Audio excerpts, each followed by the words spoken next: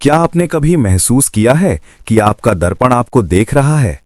आज की कहानी एक ऐसे ही दर्पण की है जो सिर्फ चेहरा नहीं दिखाता बल्कि किसी और को छुपा कर रखता है, और जब वो बाहर आता है तो कोई न कोई अंदर चला जाता है। अंत तक जरूर देखना, क्योंकि जो होने वाला है वो आपको चौंका देगा। डैनियल प्राचीन वस्तुएं इकट्ठा करने के प्रति उत्साही था। वो अद्वितीय सामान खोजने के लिए अक्सर दूर दूर तक यात्रा करता था, और एक दिन जब वो एक छोटे से प्राचीन वस्तुओं की दुकान में प्रवेश कर रहा था जो एक एकाकी गली में छिपी हुई थी, उसने एक बड़े दर्पण को खोजा जिसमें एक लकड़ी का फ्रेम था जिसे विचित्र पैटर्नों से जटिल रूप से उत्कीर्ण किया गया था। दर्पण पुराना लग रहा था, इसकी सतह हल्की सी धुंधली थी, लेकिन फिर भी स्पष्ट रूप से छवियों को प्रतिबिंबित कर रही थी। जब डैनियल ने इसके बारे में पूछा तो दुकान का मालिक, एक कमजोर बूढ़ा आदमी जिसकी आंखें गहरी थीं, ने लंबे समय तक उसकी ओर देखा, फिर रूखी आवाज में बोला, क्या तुम्हें यकीन है ये दर्पण पहले किसी का था जो सालों पहले गायब हो गया? डैनियल ने मुस्कुराते हुए उस भयानक चेतावनी को नकार दिया। उसने दर्पण के लिए भुगतान किया और उसे अपने घर लाया और इसे अपने शयन कक्ष में रख दिया। लेकिन उस रात से अजीब चीजें होने लगी। शुरुआत में डैनियल को हर बार दर्पण में देखने पर बेचैनी महसूस होती थी। उसका प्रतिबिंब थोड़ी देर से लगता था, बस एक छोटी सी देरी, लेकिन इतनी नोटिसेबल कि उसके रीढ़ में सिहरन दौड़ गई। जब उन्होंने अपना हाथ उठाया तो दर्पण में व्यक्ति ने भी वही किया, लेकिन बस थोड़ी देर बाद।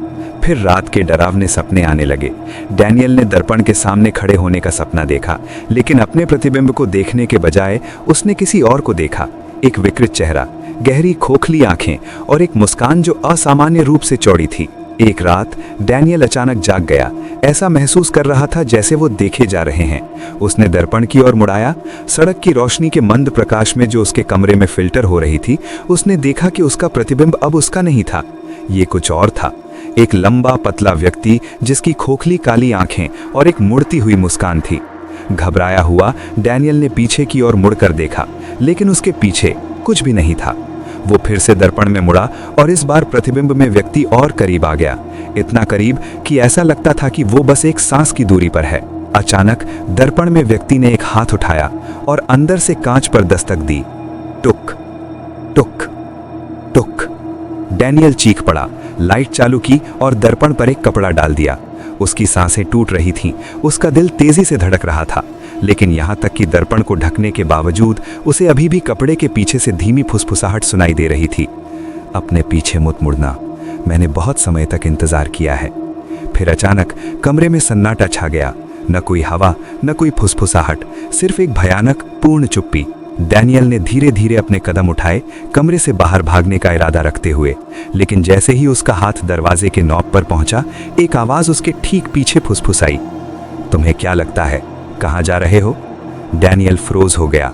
उसकी सांस उसके गले में अटक गई। वो उसकी आवाज नहीं थी। धीरे धीरे उसने पीछे मुड़कर देखा। कपड़ा किसी बिंदु पर दर्पण से फिसल गया था, और जो प्रतिबिंब उसकी ओर देख रहा था वो अब उसका नहीं था। डैनियल ने दर्पण में खुद को देखा, लेकिन कुछ भयानक गलत था। आंखें पूरी तरह से काली थीं, बिना किसी सफेद के। मुंह एक अस्वाभाविक रूप से चौड़ी मुस्कान में फैला हुआ था। और फिर डैनियल को एहसास हुआ कि उसका प्रतिबिंब अब उसकी हरकतों की नकल नहीं कर रहा था, ये अपने आप चल रहा था। उसका दिल उसकी कर्ण में गूंज रहा था। वो पीछे हटा, लेकिन दर्पण में डैनियल स्थिर बना रहा, खोखली काली आंखों से उसकी ओर देखता। फिर उसने एक हाथ उठाया और पीली भूतिया हथेली कांच के खिलाफ दबाई। अब मेरी बारी है। डैनियल के प्रतिक्रिया करने से पहले एक अदृश्य बल ने उसे खींच लिया। उसने बिस्तर के किनारे को पकड़ने की कोशिश की, लेकिन दर्पण का खिंचाव बहुत मजबूत था। कुछ ही सेकंड्स में इसने उसे पूरी तरह से निगल लिया, और बस ऐसा ही कमरा फिर से शांत हो गया। दर्पण वहां खड़ा था, पूरी तरह से सामान्य दिखाई दे रहा था, जैसे कुछ भी नहीं हुआ हो। दर्पण के अंदर डैनियल आतंक में जमा हुआ खड़ा था। वो कांच पर थपथपा रहा था, मदद के लिए चिल्ला रहा था, लेकिन उसे कोई भी नहीं सुन सकता था। बाहर धोखेबाज डैनियल का डॉपलगैंगर खिंचाव लिया, गहरी सांस ली और ऐसे मुस्कुराया जैसे वो एक लंबी संतोषजनक नींद से उठा हो। उसने कमरे से बाहर कदम रखा, दर्पण को केवल एक फंसे हुए हताश स्वरूप को प्रतिबिंबित करते हुए छोड़ दिया। और एक धीरे से क्लिक, शयन कक्ष का दरवाजा धीरे से बंद हो गया। दरवाजा बंद होने की आवाज के बाद घर फिर से वैसा ही शांत हो गया, लेकिन वो शांति अब सामान्य नहीं थी, वो भारी थी, जैसे हर दीवार कुछ जानती हो। डैनियल का डॉपलगैंगर अब वो धीरे धीरे घर में घूमने लगा। उसके कदम बिल्कुल डैनियल जैसे थे, लेकिन हर हरकत में एक अजीब सा ठंडक था। उसने आईने के सामने रुककर खुद को देखा और मुस्कुराया। उस मुस्कान में कोई भावना नहीं थी, सिर्फ अधिकार था। आखिरकार उसने धीमी आवाज में कहा, बाहर की दुनिया। अगले दिन सुबह की रोशनी खिड़कियों से अंदर आई। सब कुछ सामान्य दिखाई दे रहा था। डैनियल ने कॉफी बनाई जैसे वो हर दिन करता था। फोन चेक किया, कुछ मैसेजेस का जवाब दिया।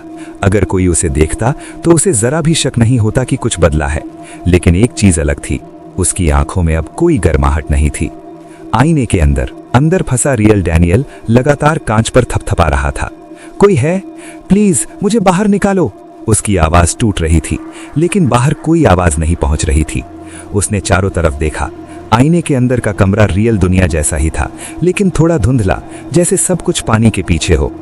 और फिर उसने कुछ और देखा। वो अकेला नहीं था। आईने की गहराई में, अंधेरे कोनों में और भी आकृतियां थीं। धीरे धीरे वो उसके पास आने लगीं। उनके चेहरे साफ नहीं दिख रहे थे, लेकिन उनकी आंखें खाली। बाहर की दुनिया में दिन बीतने लगे। डैनियल अब पहले से ज्यादा मिलनसार हो गया था। वो दोस्तों से मिलता, हंसता, लेकिन कभी कभी उसकी हंसी जरूरत से ज्यादा लंबी हो जाती। एक दिन उसका दोस्त एलेक्स उससे मिलने आया। यार तू ठीक है ना? एलेक्स ने पूछा। हाँ, क्यों? डैनियल ने मुस्कुराते हुए जवाब दिया। एलेक्स थोड़ा हिचकिचाया। बस तू थोड़ा अलग लग रहा है। डैनियल की मुस्कान और चौड़ी हो गई। लोग बदलते हैं एलेक्स। उस पल एलेक्स को एक अजीब सा एहसास हुआ, जैसे कुछ बहुत गलत है। उसी रात एलेक्स जाने से पहले वॉशरूम गया। जैसे ही उसने दरवाजा खोला, उसकी नजर उस पुराने दर्पण पर पड़ी। कपड़ा अब हट चुका था। एलेक्स ने खुद को देखा, लेकिन उसका प्रतिबिंब एक सेकंड देर से हिला। वो ठिठक गया। ये क्या? फिर उसने देखा, उसके पीछे आईने में एक और चेहरा, डैनियल। लेकिन वो रियल डैनियल था, घबराया हुआ, मदद के लिए चिल्लाता हुआ। एलेक्स तुरंत मुड़ा। पीछे कोई नहीं था। वो फिर से आईने की ओर देखने लगा। अंदर से डैनियल कांच पीट रहा था। मत जाओ, वो मैं नहीं हूं, प्लीज। अचानक आईने में डैनियल का चेहरा खिंच गया और पीछे अंधेरे में गायब हो गया। उसकी जगह वही काली आंखों वाला डैनियल आ गया, जो अब एलेक्स को देख रहा था। और फिर उसने मुस्कुराया। पीछे से आवाज आई, कुछ ढूंढ रहे हो? एलेक्स का दिल रुक सा गया। धीरे धीरे उसने पीछे मुड़कर देखा। दरवाजे पर डैनियल खड़ा था, लेकिन अब वो इंसान जैसा नहीं लग रहा था। उसकी आंखें पूरी तरह से काली थीं। आईने का राज। असल में वो दर्पण एक रास्ता था, एक कैद खाना और एक दरवाजा। हर बार जब कोई उस दर्पण के साथ ज्यादा समय बिताता, वो उसे देखता नहीं था, दर्पण उसे देखने लगता था। और जब समय पूरा हो जाता, अंदर से कोई बाहर आता और बाहर वाला अंदर चला जाता। अंतिम दृश्य।